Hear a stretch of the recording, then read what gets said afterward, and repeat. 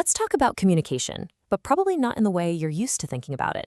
We're going to look at how communication isn't just a soft skill, it's a strategic weapon.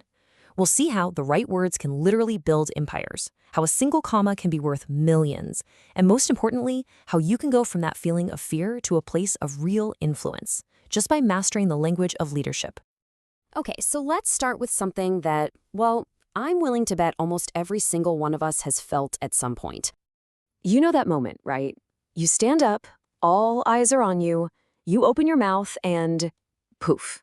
Your mind is a complete and total blank, even though you practice those words 100 times. It is such a common fear, and trust me, you are not alone in it. And it's not just in your head, is it? Oh no, your body decides to get in on the action too. The sweaty palms, the voice that starts to shake, a mouth that suddenly feels like the Sahara Desert, and of course, a heart that's trying to pound its way right out of your chest. This physical response, it's all part of the package. So why do we need to get a handle on this fear? I mean, what's the big deal?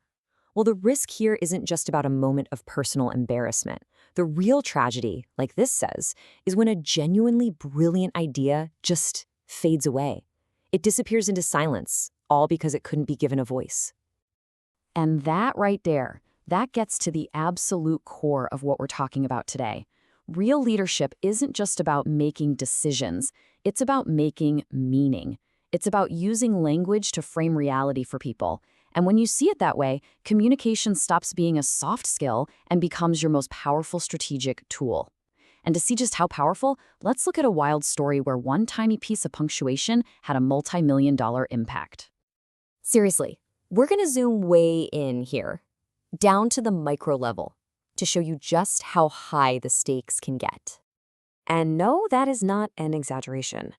Back in 2012, the entire future of a massive joint venture between AirAsia and the Tata Group in India literally hung in the balance because of how people interpreted a single comma in a government policy document. So this is it. This is the sentence that caused all the chaos. I mean, it seems pretty straightforward at first glance, but the placement of those commas created a huge conflict between two different government ministries, and it put the entire $15 million deal on ice. So here's what happened. You had two powerful ministries looking at the exact same sentence. The Civil Aviation Ministry read it as one long phrase. They said it meant foreign investment was only allowed in airlines that already existed. That interpretation would have killed the AirAsia Tata deal because they were trying to start something new. But the Finance Ministry said, hold on, that second comma separates the clauses. It means you can invest in new companies too. In the end, the Finance Ministry's interpretation won out. The deal went through and AirAsia India was born. Think about that for a second.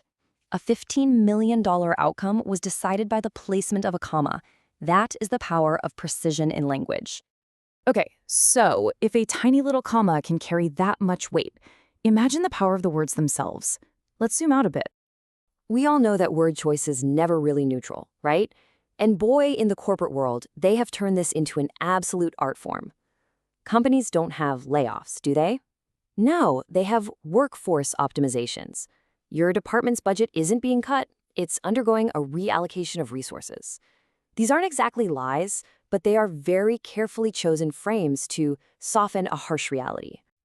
Now, let's pull the camera back even further, to the macro level. This is where big organizations use language not just to soften reality, but to create an entirely new one. Just think about Uber. Are they just another taxi company? Of course not. They brilliantly frame themselves as a tech company, a mobility platform. That simple shift in language completely changed how they were regulated, how they were valued, everything. Or Amul in India. Are they just selling milk and butter? Nope. They sell the taste of India, connecting their product directly to national pride. Language doesn't just describe the world, it creates it. All right, so we've seen the power of communication, from a single comma all the way up to these grand corporate narratives. The big question is, how do we start applying this ourselves? So let's break down a simple but really powerful toolkit for becoming a better speaker. It really all comes down to these three pillars. First, you have to master yourself. That means getting control of your own internal state. Second, you have to understand your audience. Who are you actually talking to? And third, you need to structure your content, organizing your message so it actually sticks.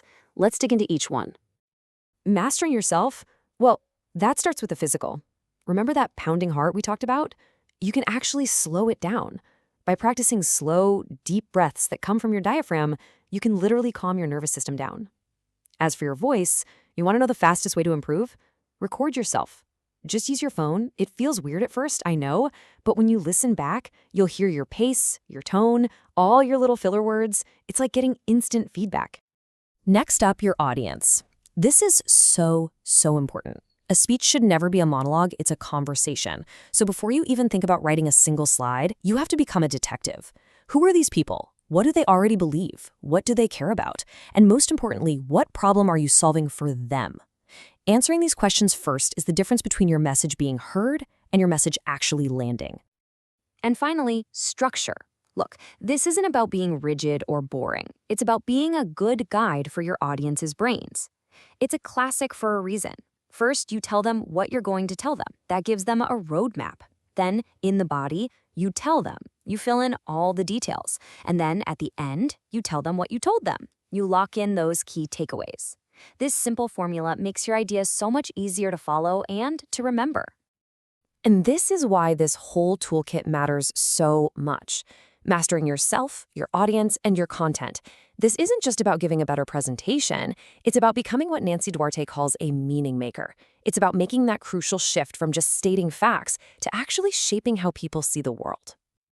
So the next time you get ready to speak, whether it's to one person or 1,000, remember this. You're not just delivering information. You're building a world with your words. They don't just describe reality. They create it. So the only question left is, what reality will you choose to build?